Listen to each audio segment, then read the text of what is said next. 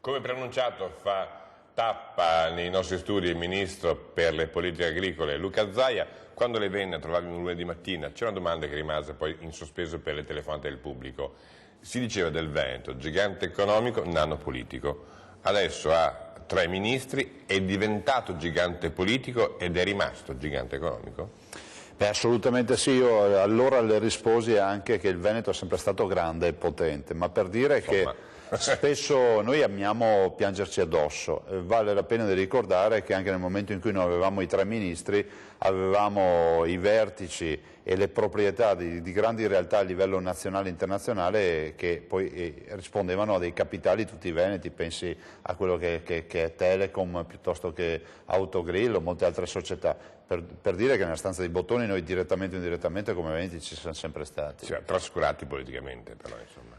Beh, la trascuratezza politica però ci ha permesso anche di presentare delle progettualità uniche. Se oggi si parla di federalismo a livello nazionale, si parla di questo tema grazie ai voti dei veneti, a quello che il Veneto poi ha saputo esprimere per essere stato inascoltato per anni, questa è la verità.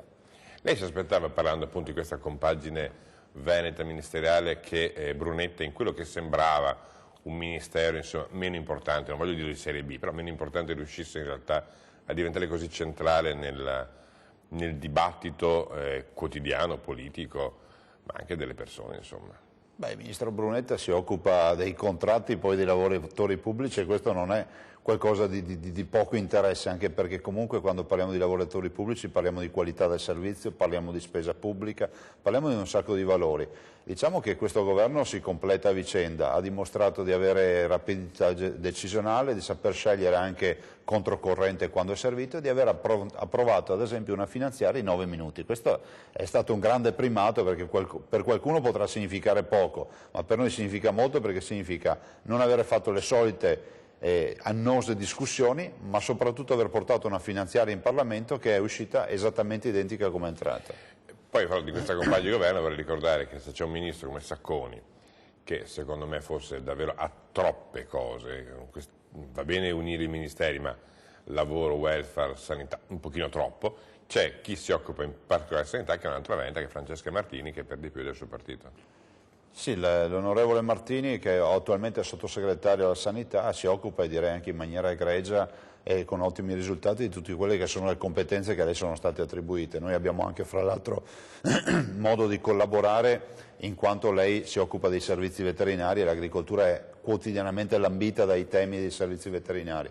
In generale direi che la squadra veneta è una squadra che dà risultati e questi risultati sono palpabili e sono sotto gli occhi di tutti. La Lega Nord ha sempre creduto nell'agricoltura, perché ricordo che lei era vicepresidente della regione con delega all'agricoltura, al suo posto è subentrato Franco Manzato che conserva questa delega, è presidente di Veneto Agricoltura, un parlamentare Lega Nord, l'onorevole Callegari, lei sta nel Dicastero delle Politiche Agricole e voi avete dato molta attenzione a questo comparto.